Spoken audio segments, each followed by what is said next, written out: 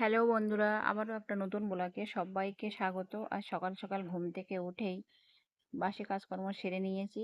তারপরে চলে এসেছে মাছওয়ালা। তা মাছওয়ালার কাছ থেকে দু রকমের মাছ নিয়েছি। এই যে দেখো, চিংড়ি মাছ আর একটা হচ্ছে মৃগেল মাছ। তো যাই হোক, দু রকম মাছ নিয়েছি। নিয়ে দেখো কাটতে বসে গেছি। আজকে চিংড়ি মাছ দিয়ে একটা নতুন রেসিপি বানাবো। তো তার আগে মাছগুলো কেটে নিই। আর এখানে দেখো, এই যে দু পিস মৃগেল মাছও আছে আর চিংড়ি মাছ আছে। তো মাছগুলো তার আগে কেটে নিই। কেটে সুন্দরভাবে পরিষ্কার করে নিই। আর দেখো, আর চিংড়ি মাছগুলো বেশ বড় বড়ই ছিল আর এবং টাটকা।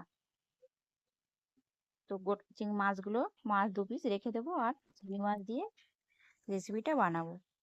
তো মাছ কাটা আমার কমপ্লিট হয়ে গেছে। তো দেখো, এই যে মাছ কেটে ধুয়ে আমি পরিষ্কার করে রেখেছি। এই যে এখানে চিংড়ি মাছ কেটে নিয়েছি। মৃগেল মাছ দুটো ছিল, সে দুটোও কেটে নিয়েছি। মৃগেল মাছ দুটো রান্না করব না, রেখে দেবো।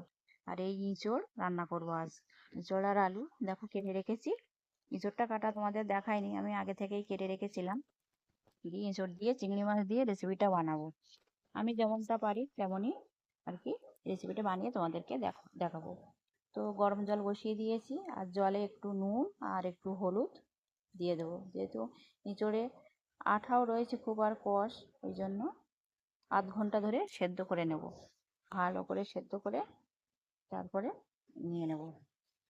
হয়ে গেছে আমার আধ ঘন্টা মতন সেদ্ধ করে নামিয়ে দেখো জল ঝারিয়ে রেখেছি। খুব সুন্দর সেদ্ধ হয়ে গেছে।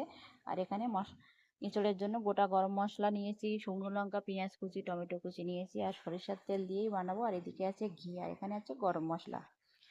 গ্যাসে কড়াইটা বসিয়ে দিয়েছি, গরম হয়ে গেছে কড়াইটা।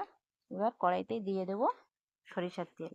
আর সরিষার তেল দিয়েই বানাবো রেসিপিটা, কারণ সরিষার তেল দিয়ে বানালে খুবই টেস্টি হয় এঁচোড়। তো যাই হোক, তেলটা গরম হয়ে গেছে।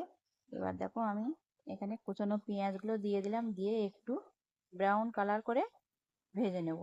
তারপরে দিয়ে দিয়েছি গোটা তেজপাতা, গরম মশলা, শুকনো লঙ্কা দিয়ে 5 মিনিটের মতন ভালো করে নেড়ে চেড়ে, এই যে দেখো ব্রাউন কালার হয়ে গেছে। এবার বাটা মশলাগুলো একে একে দিয়ে দেবো। যেমন আদা রসুনের পেস্ট, কাঁচা লঙ্কা সব আমি বেটে রেখেছি। বাটা মশলা দিয়েই আজ রেসিপিটা বানাবো। আর এই বাটা মশলা দিয়ে বেশ টেস্টিও হয়। তারপরে ধনিয়া গুঁড়ো, জিরা গুঁড়ো, কারণ এই ইঁচড় তো মাংসের মতন সব মশলা দিয়েই রান্না করতে হয়। তো পরিমাণ মতন হলুদ দিয়ে দিলাম।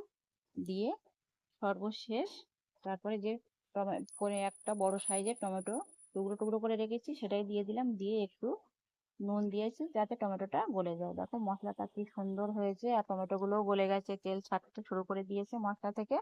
ভালো করে কষিয়ে নিয়েছি। নিয়ে আমি এঁচোড় আর আলুটাকে দিয়ে দিলাম। আমি আলুটা আলাদা করে আর ভাজিনি,